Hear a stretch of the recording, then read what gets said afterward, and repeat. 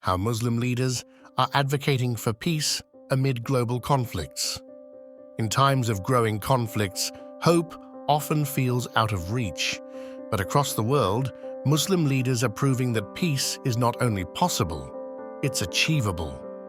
Their voices, rooted in compassion and justice, are inspiring efforts to bridge divides and heal communities.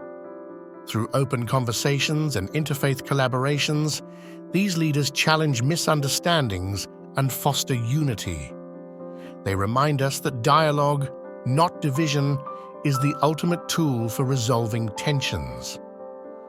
Their commitment to building bridges is a powerful testament to the strength found in understanding. From organizing humanitarian aid to advocating for displaced families, their actions echo the essence of shared humanity.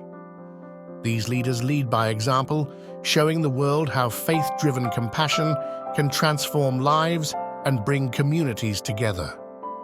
Their unyielding dedication offers hope for a brighter, united future. The journey toward peace starts with all of us. Be inspired by these stories and take action. Extend kindness, foster understanding, and amplify their message of hope. Together, we can build a world where peace prevails over conflict. Share this video and be a voice for change today.